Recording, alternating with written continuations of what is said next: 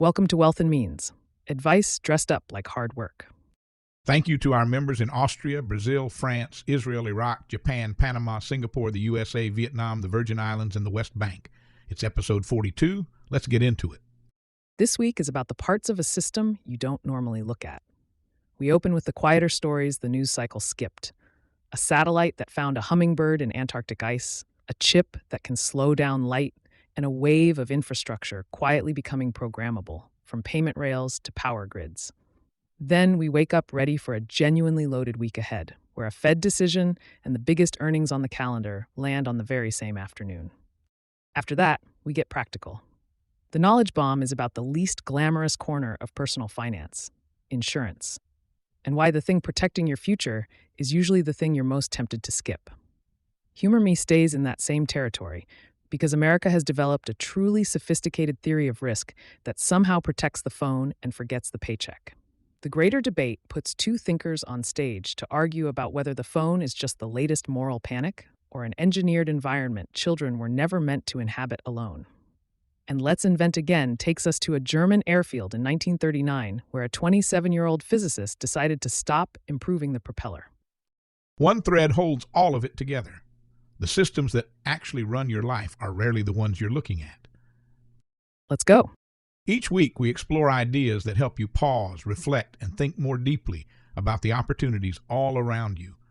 It's the perfect mix. A little information, a few stats, some real-world insights, and just enough deep talk to make you feel smarter before your second cup of coffee. A quick thank you to our sponsor, agentweekly.ai, chronicling the absurd, the ambitious, and the algorithmically challenged corners of the AI agent economy. A satellite over Antarctica just found a hummingbird.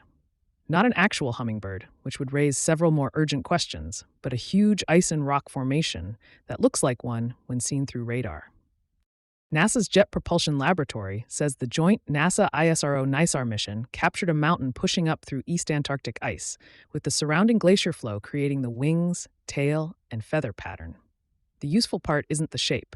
NISAR's radar can see through clouds, darkness, and much of the surface snow, which means polar change is becoming measurable in a more continuous way. This popped this week because NISAR began releasing public science data, and a beautiful image did what satellite instrumentation press releases usually can't. It made remote sensing feel oddly personal. Nothing gets the public interested in glaciology quite like a bird that may or may not be a mountain. And that same theme, making invisible systems legible, shows up in a much smaller object, a chip that can slow light down on command. Science Daily highlighted new work on a programmable photonic chip that gives engineers more control over how light moves through an optical circuit. That matters because photons are very good at moving information, but computers also need delay, timing, and buffering. In other words, light's a great sprinter. Somebody still has to organize the relay race. If this kind of control improves, one chip could replace several pieces of optical equipment and make light-based computing more practical. The attention reason is straightforward. It arrived during a week when the conversation around AI hardware is moving from more compute to how do we move and manage information without turning every server room into a small weather system? Optionality. Light's the easy part. Traffic control was always the hard part. That leads naturally to the more radical question. What if the answer isn't a better chip, but a different kind of computer? Neuromorphic computing tries to process information more like a brain, combining memory and computation, so data doesn't have to shuttle endlessly between the two. Cambridge researchers have recently described brain-inspired devices that could materially reduce AI energy use, while a newer startup is pitching oscillator-based systems that use physical synchronization rather than conventional transistor logic. These are early claims, not products replacing GPUs next Tuesday. But the implication's real. The AI hardware race may not be a one-horse race between ever larger chips and ever larger power bills. It gained attention this week because the photonics story gave people a new category to consider, hardware designed around the physics of the job, rather than brute force electricity. The old model is build a bigger factory. The new model may be ask the laws of physics to work a double shift.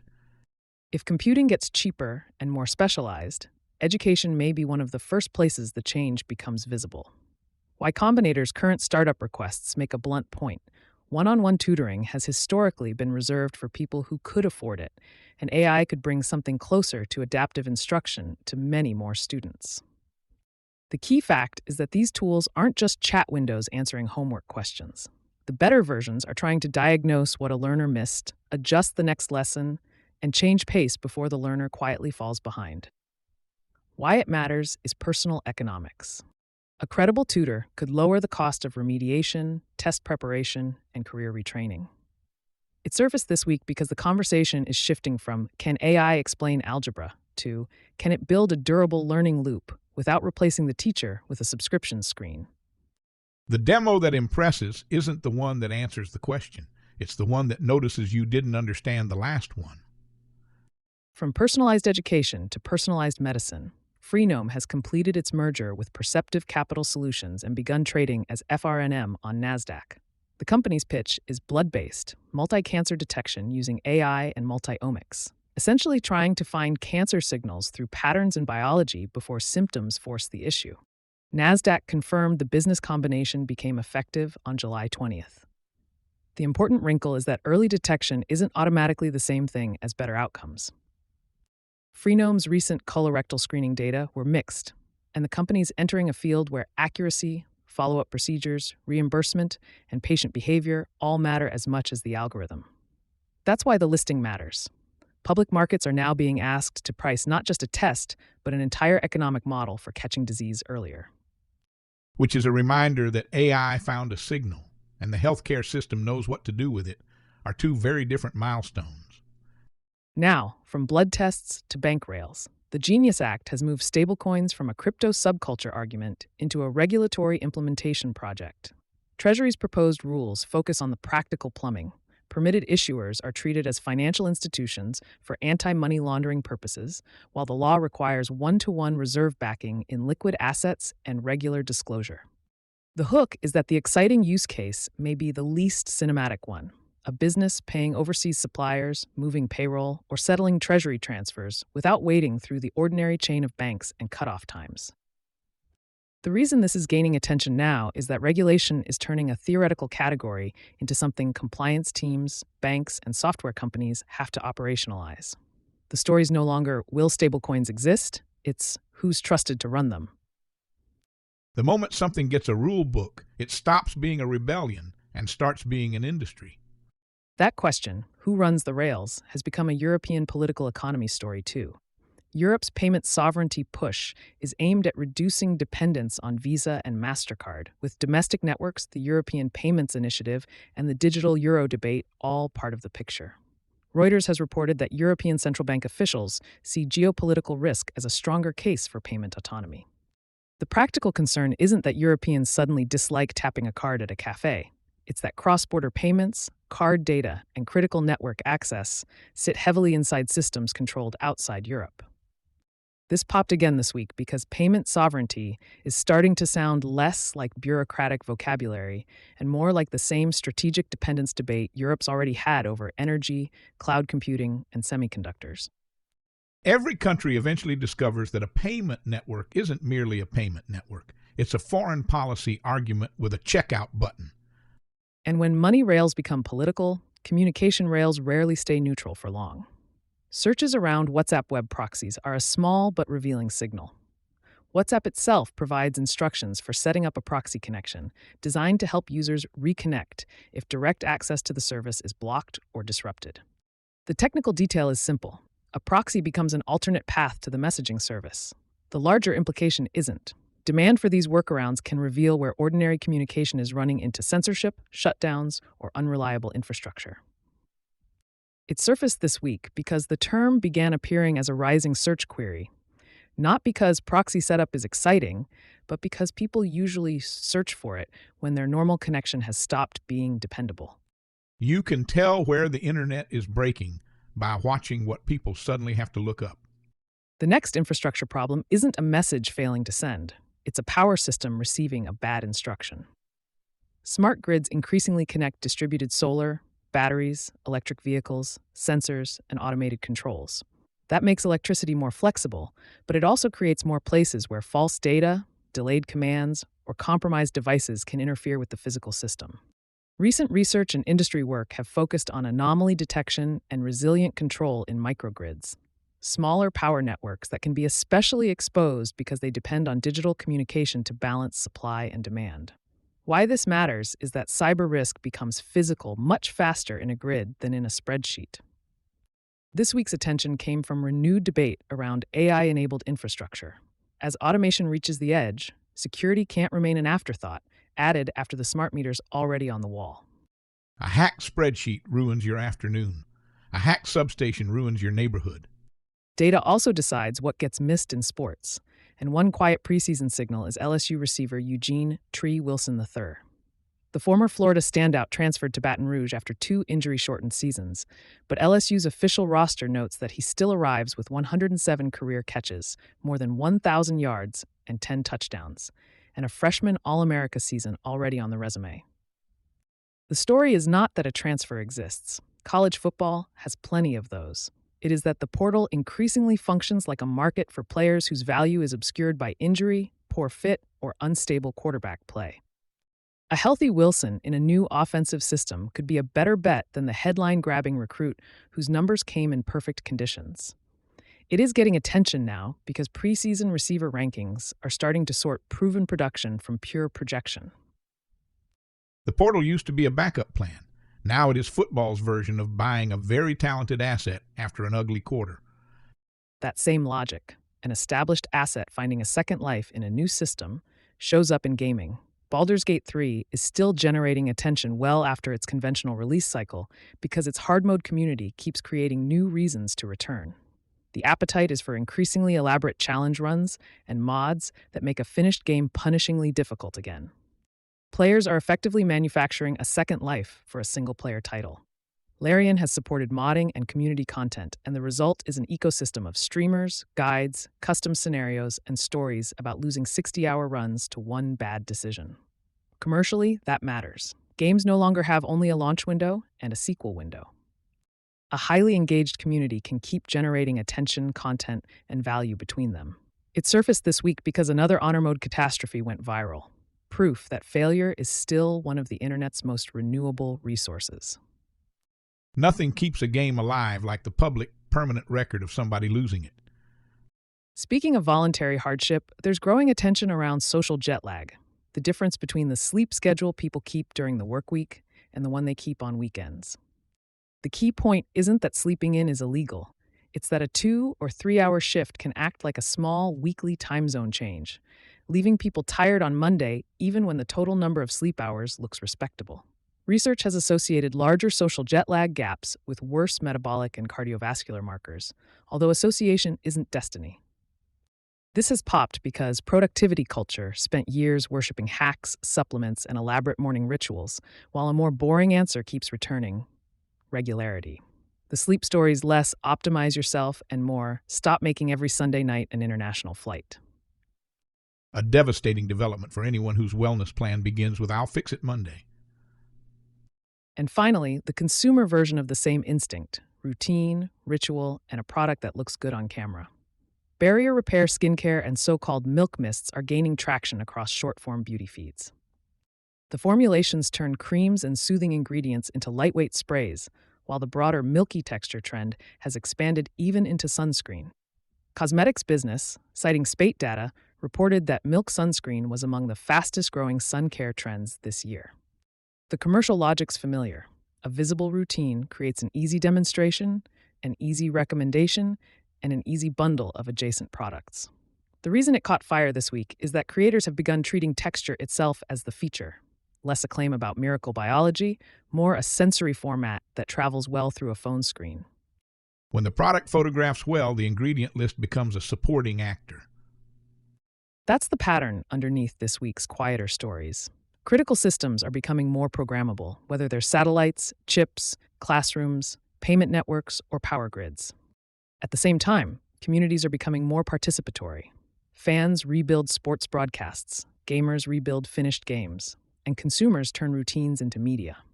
The question across all of it is simple. When the infrastructure gets smarter, who gets more control? And who merely gets a better interface? Which is exactly the question the week ahead is about to test, because the systems that price everything else are all reporting at once. Now let's wake up ready. Here's the weather report for capital in the week ahead, and it's genuinely one of the densest we've seen this year. Start with the main event. The Federal Reserve announces its decision Wednesday, July 29th at 2 p.m. Eastern, closing a two-day meeting. The signal to watch isn't whether they hold. Markets have that at roughly 85%, with rates staying at 3.5 to 3.75%.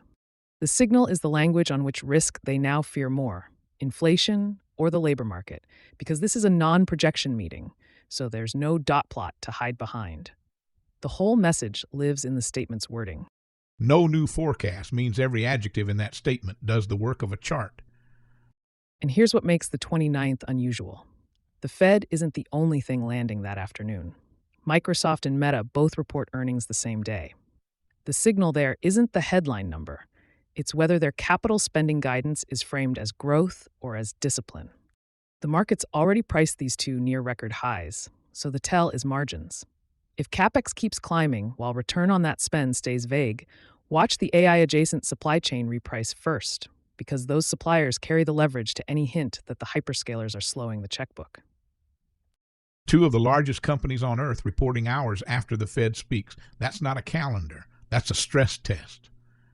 July 31st is the data cluster.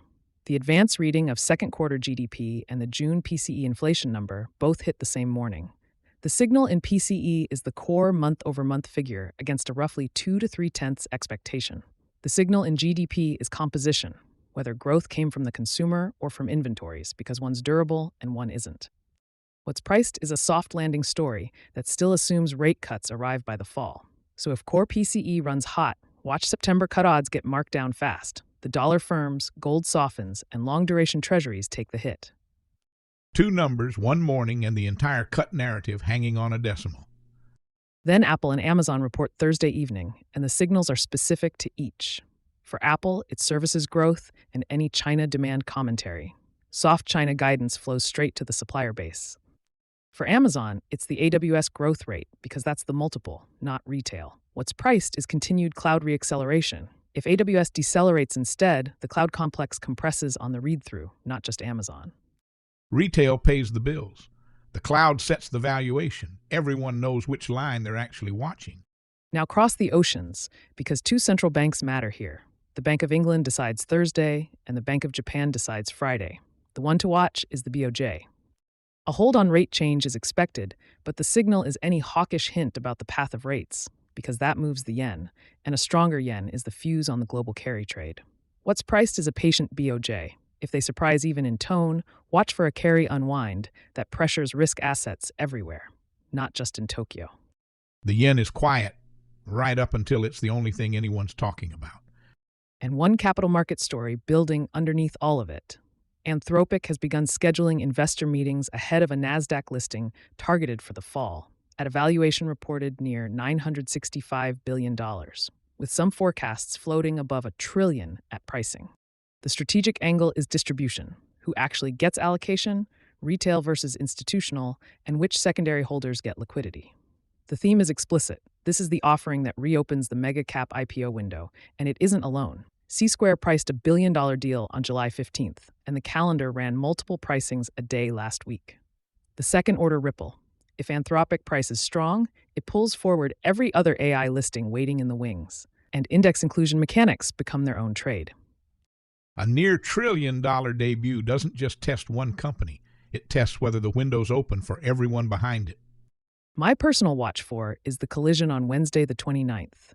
It's rare to get monetary policy and the CapEx guidance of two mega caps inside the same 6 hours. Watch how the tape trades between 2 p.m. and the after-hours earnings. If the Fed reads dovish and the guidance reads confident, that's a green light. If they point in opposite directions, that gap is where the week's volatility gets made. And that is how you wake up ready. The most underrated form of investing isn't buying a great stock. It's making sure one bad Tuesday can't liquidate the good decisions you've made for 10 years. That's insurance. And most people encounter it the way they encounter a fire extinguisher, as an ugly object mounted somewhere they don't look, until suddenly the room has changed. Here's the mental model. Insurance isn't there to make every annoying expense disappear. If you use it that way, you'll overpay for tiny risks and still be exposed to the things that actually matter. Insurance is a machine for transferring catastrophic risk, the events that can turn an ordinary life into debt, forced selling, lost housing, or a lawsuit with your name on it. Start with health insurance because it isn't optional in the practical sense. You can be young, healthy, disciplined, eating chia seeds out of a mason jar, and still meet a patch of ice, an appendix, or another driver with a red light problem. Health insurance is the policy that keeps a medical event from becoming a balance sheet event. For people under 26, a parent's plan can be an excellent option if the family economics work. But turning 26 isn't a birthday you should handle casually. Losing that coverage generally creates a special enrollment period. On the marketplace, that window is typically 60 days. Job-based plans have their own deadlines, often shorter. Put it on the calendar before you need it because "I thought I had more time" is one of the most expensive sentences in personal finance. Then comes the decision people often get backward, choosing a health plan solely by the monthly premium. A lower premium and a higher deductible can be rational if you're healthy, have cash reserves, and actually understand the trade. The deductible isn't a fine. It's the amount of risk you've agreed to keep on your own balance sheet. If that plan qualifies you for an HSA, slow down and pay attention. The HSA is one of the rare pieces of tax policy that's genuinely elegant. The contribution can go in tax-advantaged, grow tax-free, and come out tax-free for qualified medical spending. In 2026, an individual with qualifying self-only coverage can contribute up to $4,400. That isn't merely a doctor bill account. For someone who can afford to pay today's smaller medical expenses from cash, it can become a long-term reserve for the healthcare costs waiting on the other side of retirement. But don't turn the HSA into a religion. A high deductible plan is only attractive if you can survive the deductible without putting the bill on a credit card at 28%. A tax advantage is wonderful. An emergency room is still more immediate. Next, auto insurance. The phrase full coverage is one of the most successful vague phrases in American commerce. It can mean different things depending on the carrier, the dealer, the car, and whoever's trying to sell it to you on a Thursday afternoon. The part to focus on first is liability coverage, the money available when you injure someone or damage their property. State minimums are legal minimums, not sensible financial minimums. The state's telling you the smallest policy it'll tolerate, not the amount of protection a serious accident requires. If you cause a collision that injures someone, the bill isn't limited by the amount of insurance you bought. Medical costs, lost wages, property damage, and legal fees can all exceed a thin liability limit. The insurer pays up to the policy limit. The remaining liability can become very personal very quickly. Collision and comprehensive protect your own vehicle. They matter especially if the car is financed because the lender has an interest in the collateral remaining a car and not becoming a charcoal-colored sculpture after a hailstorm. But liability is the coverage that protects your future income and assets. That's the one to strengthen first. Then there's renter's insurance, the financial product most likely to be skipped by someone standing in an apartment full of things that cost 5 figures to replace. Your landlord's policy covers the building. It doesn't cover your laptop, furniture, clothing, camera equipment, or the hotel bill if a burst pipe makes the apartment unlivable. More important, it usually doesn't cover your personal liability if someone's injured in your home. Renter's insurance is rarely exciting. Neither is discovering that a neighbor's washing machine has turned your living room into a shallow indoor lake. The policy's cheap because it pools a risk that feels improbable right up until it happens. Get it when you move in. Bundle it with auto insurance if the discount's real. And make a simple video of what you own, room by room, because you won't remember every possession after a fire. Now for the policy that should make every young professional sit up straighter: disability insurance. Your largest asset early in life isn't your brokerage account. It's your ability to earn. If you're 30 with a $20,000 investment account and a career capable of producing millions of dollars of lifetime income, your earning power is the enterprise. Health insurance handles the medical bill. Disability insurance helps protect the paycheck after an illness or injury makes working impossible. Short-term disability can cover an initial period. Long-term disability is what matters if the setback lasts. If your employer offers coverage, examine it before you click through benefits enrollment like you're declining a software update. Ask what percentage of income it replaces, how long it lasts, whether benefits are taxable, and whether the definition of disability is tied to your own occupation or simply to any job. Those details are the difference between owning a policy and understanding it. Life insurance comes later for most people. If nobody depends on your income and nobody's exposed to a debt because of you, a large life policy may be a solution in search of a problem. But the math changes when you buy a house with a partner, have children, or co-sign debt that'd survive you. That's when term life insurance earns its place. It's simple. Buy enough coverage for the years in which your income is doing essential work for a fixed period at a fixed premium. Don't confuse insurance with an investment product just because someone put a cash value illustration in a glossy folder. As your life starts to accumulate things worth protecting, savings, a home, investments, future earnings, consider an umbrella policy. This is the least glamorous $1 million you'll ever buy. It sits above your auto and homeowners or renters' liability limits and activates after those policies are exhausted.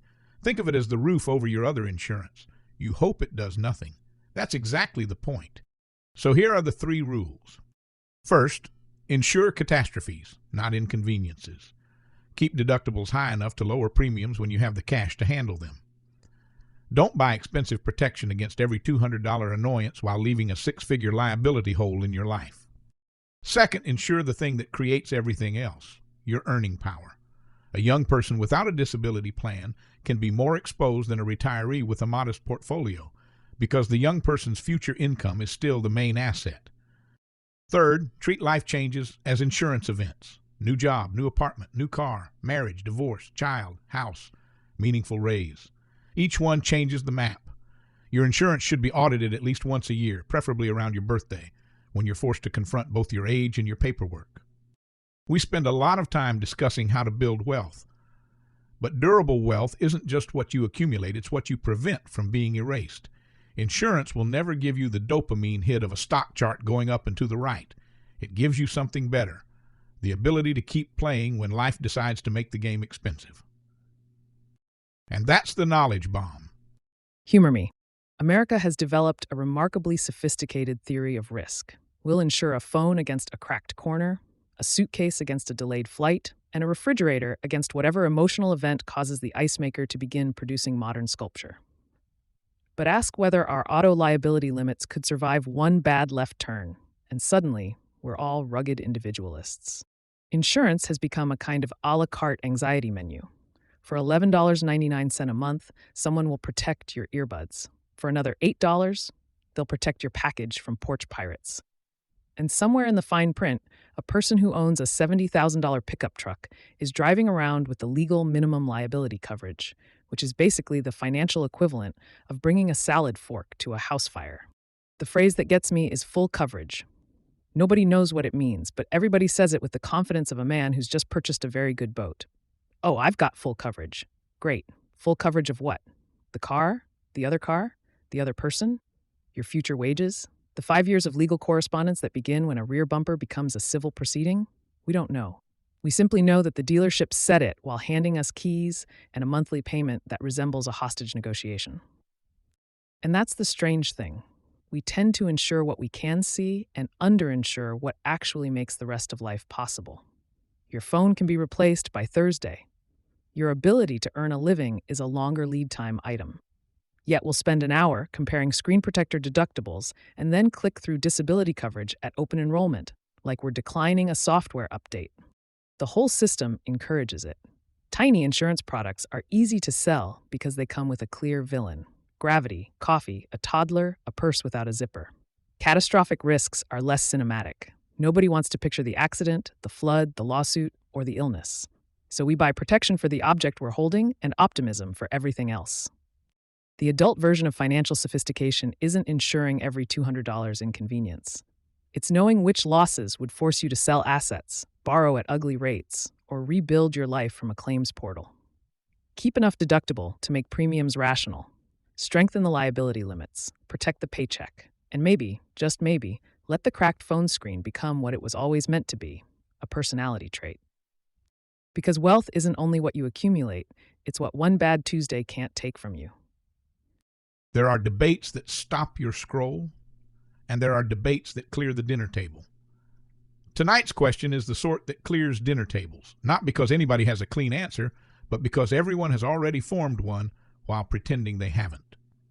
Should we treat social media as just another technology that adults are dramatically misreading, like comic books, rock music, television, video games, and every other alleged pipeline, from adolescence to national collapse? Or has something more fundamental happened? Has the phone become an engineered social environment that children were never meant to inhabit alone? At the lectern to my left, Neil Postman, the great critic of what technologies do to a culture before we have the good manners to notice. Postman's case isn't that young people are fragile, or that the past was pure, or that every screen's a small crime scene. His argument's more unsettling. A medium doesn't merely carry content. It rearranges what kind of attention feels natural, what kinds of knowledge have authority, and what kind of person the culture rewards. Change the medium, he says, and eventually you change the mind that lives inside it. At the lectern to my right, Dana Boyd, the scholar of teenagers' actual social lives rather than adults' imagined versions of them. Boyd begins with an inconvenient question. If the phone's such an obviously irrational place for teenagers to spend time, why did they go there with such intensity in the first place? Her answer is that adults closed the physical spaces where young people once learned to be young. We made neighborhoods less walkable, public places more surveilled, childhood more scheduled, parents more anxious, and unsupervised hanging out feel like a legal liability.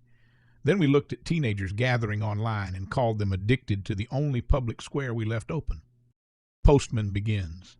He says the first mistake's to treat social media as a more colorful version of television. Television was a broadcast medium. It brought adult life into the living room, certainly, and it weakened the old boundary between what children knew and what adults knew. But social media does something more intimate. It puts every child inside a continuous audience, not an audience of teachers, family, or neighbors who know the whole person. An audience that sees fragments, scores them, circulates them, and moves on. The issue, he says, isn't merely that teenagers encounter bad content. Teenagers have always encountered bad content. The issue is that the medium strips context away and turns identity into a stream of public bets. A joke, a photograph, a bad haircut, a lonely thought at midnight, all can become evidence in a permanent, searchable trial. And unlike the old high school hallway where embarrassment could at least end when the bell rang, the new hallway follows you into bed. He points toward the architecture, likes, followers, view count, streaks, read receipts. A small gasp moves through the room because everyone knows the sensation. The technology takes a normal adolescent concern, where do I stand with other people, and converts it into a dashboard. It doesn't simply show a teenager's social life. It quantifies social worth. Boyd doesn't flinch. She says that diagnosis has force, but it risks confusing cause and migration pattern. Teenagers didn't wake up one morning and decide that an app was superior to being with friends in a park. They went online because the park was gone, or inaccessible, or treated as suspicious. The mall removed the benches. The suburban street requires a car. The school day got longer. The extracurricular calendar got denser, and the adult expectation became absurd. Be socially fluent, emotionally resilient, college-ready, safe, high-achieving, and never unsupervised. Of course they seek network public, she says. Adolescence is partly the work of finding a self outside the family. That work has always required spaces where young people can test a voice, tell stories, make alliances, flirt badly, recover from awkwardness, and discover that their parents' version of the world isn't the only version. Social media didn't invent that need. It met it. And here comes her first hard strike. If we ban children from the digital public without rebuilding the physical one, we haven't solved loneliness. We've administered it in a more traditional format. We'll congratulate ourselves for taking away the phone while offering no bus route, no third place, no affordable recreation, no margin in the family schedule, and no permission to wander. That, she says, isn't child protection. It's policy theater with excellent screen time reports. The room settles. Postman returns, quieter now. He grants the point. A society that gives teenagers nowhere to go shouldn't be shocked when they go everywhere through a screen. But he says Boyd's account explains the demand. It doesn't acquit the supply. Because this isn't a neutral town square that teenagers happen to discover. It's a town square whose pavement changes shape beneath each person's feet. The platform observes hesitation, rage, curiosity, insecurity, boredom, desire, and learns. Then it returns a more gripping version of what kept you there yesterday. The child isn't simply choosing an environment. The environment's choosing, iterating, and optimizing its next move against a developing brain. That's the difference between social media and the old moral panics, he says. Rock music could be loud, provocative, even ridiculous in a leather vest and a 6-minute guitar solo, but it wasn't dynamically personalizing itself to the listener's vulnerabilities. Television could be numbing, but the show ended. You had to get up to change the channel, and eventually the station signed off. The infinite feed has no natural stopping point because stopping isn't its business model. Now the sharper language arrives, variable rewards, the refresh gesture as a lever pull, the notification as an unpredictable payoff, the next clip, the next message, the next tiny signal that someone somewhere has remembered you. Postman says we should be careful with the word dopamine because it can make ordinary human behavior sound like a lab rat with a mortgage. But the underlying design's plain. When rewards are uncertain, repeated checking becomes powerful. And when the system can continually improve its prediction of what'll keep you checking, restraint can't be treated as a purely individual responsibility. Boyd answers without defensiveness. Yes, she says. The behavioral design matters. The asymmetry matters. A teenager isn't negotiating with friends alone. They're negotiating with companies that employ sophisticated systems to capture attention at industrial scale. To say social context matters isn't to declare the technology innocent. But then she asks whether Postman's diagnosis can become too majestic to be useful. The medium shapes us is true, she says, but it can become a fog machine.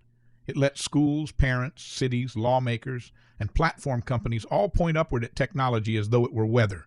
It can make a social failure feel inevitable when it was built through choices, product choices, zoning choices, transportation choices, school policies, labor patterns, and the choice to let children's social lives become a monetizable data stream. That lands. The fear of technology, she says, has often been a way for adults to avoid examining the conditions adults created. If we want less phone-based childhood, build a childhood with somewhere else to be. Give young people privacy without isolation, independence without abandonment, and real public space rather than a digital substitute financed by their attention. Postman's response rattles the room. He says, absolutely, build the parks, restore the sidewalks, let teenagers gather without treating every unscripted hour as a security breach. But don't imagine that a basketball court defeats a machine designed to arrive in your pocket at 11:47 p.m. after the basketball court's dark, offering a personalized stream of status anxiety, intimacy, outrage, and entertainment.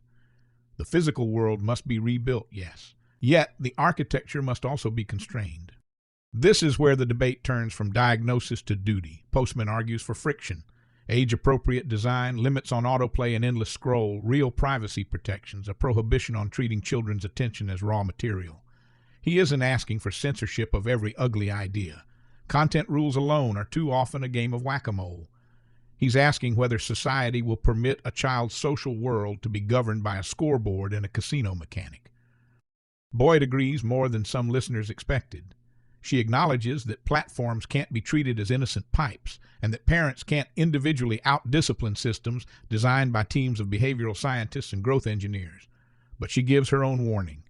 A blunt under-16 ban may protect some children while cutting off others. Young people whose local world's too small or hostile to contain the people who understand them. The digital public can be corrosive. It can also be a lifeline. Policy that can't see both is policy that'll injure someone in the name of simplicity. And there it is. Postman concedes that the past contained no golden age of childhood. The neighborhood could be cruel, the family could be suffocating, and physical proximity was never the same thing as belonging. Boyd concedes that teenagers use these tools creatively isn't an answer to a system built to exploit their attention. Neither is retreating to the comfortable fiction that this is just the latest adult panic over kids having fun incorrectly. So what were they actually arguing about? Postman was asking a question about design. What does this machine do to a mind while the mind is still forming? Boyd was asking a question about conditions. What did we take away from children that made this machine the only door left open? Those aren't the same question, and that's why neither answer defeats the other. One is about the thing in the pocket. The other's about the world outside the pocket that got smaller until the pocket was all that remained. Step out of the theater for a moment. The practical consequence is this. A family can do everything Postman wants, limits, friction, later phones, and still lose if the neighborhood offers a child nothing Boyd describes. And a community can rebuild every park Boyd wants and still lose if the machine in the pocket is engineered to be more rewarding than any park could ever be. The honest position isn't picking a lectern, it's admitting the fix requires both at the same time, which is precisely why it's so rarely attempted. And that is the greater debate. Let's invent again. Let me take you back to the final days of August in 1939. Europe's holding its collective breath. In less than a week, armor will cross into Poland, and the world will permanently fracture.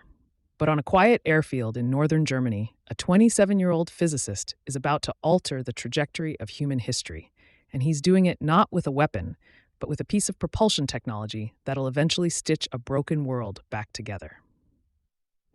That physicist is Hans von Ohain, and on that late summer morning, he stood on the tarmac and watched an experimental airplane called the Heinkel 178 roll down the runway. As it lifted into the sky, it made a sound no one on Earth had ever heard before. There was no propeller tearing at the air. There was no rattling piston engine shaking the fuselage. There was only a smooth, deafening roar. Von Ohain had just successfully demonstrated the world's first working turbojet engine. To understand why this moment matters to anyone building companies or allocating capital today, we have to rewind to 1935. Von Ohain was finishing his doctorate in physics at the University of Göttingen. The popular legends that he was driving a sports car and found himself endlessly annoyed by the massive vibrations of the piston engine. Whether that story's perfectly accurate or just a useful foundational myth, the core engineering truth was obvious to him. Piston engines were inherently violent. They rely on heavy metal parts changing direction thousands of times a minute. Intake, compression, combustion, exhaust. A piston has to stop and reverse course constantly. In the world of aviation, this mechanical violence created a hard aerodynamic ceiling. By the mid-1930s, engineers knew that if you wanted a plane to fly faster or higher, you needed a bigger engine, which meant more weight, which meant more drag. The prevailing wisdom of the aviation establishment was to just keep optimizing the propeller. Legacy manufacturers were throwing millions of dollars into making lighter pistons, exotic fuels, and highly engineered propeller blades. They were aggressively trying to squeeze incremental gains out of a technology that had definitively reached the end of its S-curve.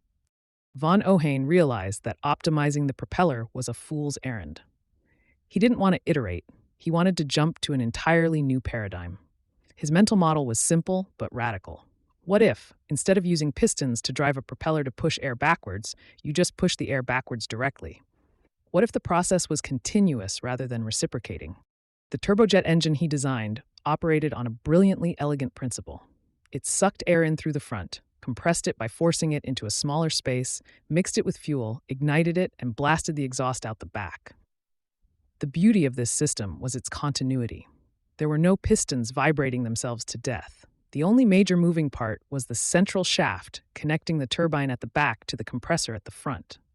The faster the aircraft flew, the more air it scooped up and the more efficient the engine became. It was a machine that actually preferred to fly fast and high, operating best in the exact conditions where piston engines gasped and choked. But having a theoretical breakthrough's useless without capital and a platform to build it. When von Ohain built his first rough prototype, a garage experiment that shot massive flames and nearly deafened his assistants, the established aircraft engine manufacturers wanted nothing to do with it. They were highly profitable, heavily subsidized by the government, and entirely focused on optimizing their existing product lines. This is the classic innovator's dilemma, playing out decades before the concept even had a name. The incumbents ignored the breakthrough because it didn't neatly fit their current business model. So von Ohain bypassed the engine establishment completely and went to Ernst Heinkel. Heinkel was an aircraft manufacturer, not an engine builder. He was famously aggressive, highly ambitious, and deeply frustrated that the performance of his planes was limited by the engines he was forced to buy from third parties. When Heinkel met von Ohain, he didn't see an unproven academic. He saw vertical integration. He saw a proprietary advantage that could make his planes untouchable. Heinkel acted exactly like a modern venture capitalist. He gave the young physicist a secluded space, a blank check, and a dedicated team of mechanics, telling him to build the future in absolute secret. That secret project culminated in the historic flight of August 1939. But here's where the story gets deeply fascinating from a market perspective. You'd reasonably assume, that a working jet engine, demonstrated on the eve of a global war, would receive massive, immediate backing from the state. It didn't. The German High Command was completely indifferent to the breakthrough. The military bureaucracy was focused entirely on the short term. They needed thousands of conventional planes right away for the immediate conflict, not a radical new technology that might take 5 years to perfect and deploy at scale. They viewed von Ohain's jet as a science fair project, an expensive distraction from the main assembly lines. Because of this bureaucratic myopia, the jet engine didn't mature fast enough to alter the outcome of the war. By the time the establishment realized the strategic imperative of jet propulsion, it was simply too late. The lesson here is brutal but clear. Incentive structures dictate the pace of innovation. The state's incentive was immediate volume, so they actively ignored the most important aerospace breakthrough of the 20th century right in their own backyard.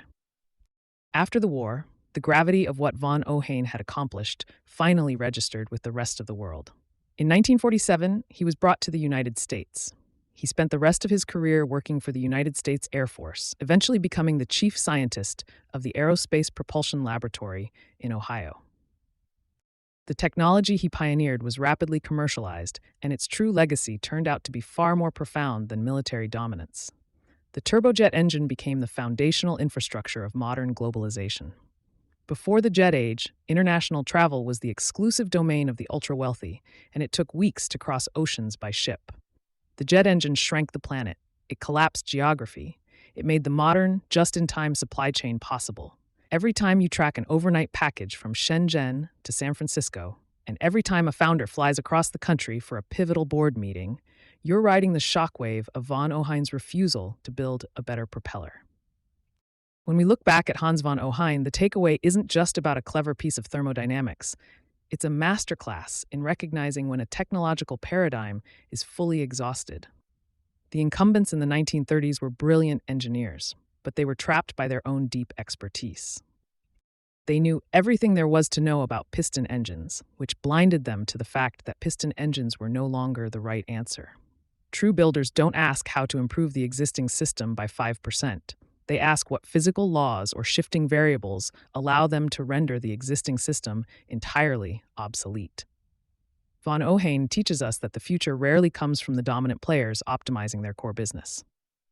It almost always comes from an outsider, frustrated by the friction of the present, quietly building a continuous fire in a garage, waiting for the day the world's finally ready to look up and listen. That's it for another episode of Wealth and Means, advice dressed up like hard work. We hope you enjoyed the arc. From a hummingbird in the ice to a jet engine on a runway, the systems that run our lives are rarely the ones we're looking at, and the protection that matters is rarely the one that's cinematic. The pattern was simple. Mind the architecture. Subscribe, rate, and share this episode. It helps more than you think. We do this for you, to help you have a better week, a sharper mind, and maybe even a longer attention span. And a special thanks to our sponsor, agentweekly.ai.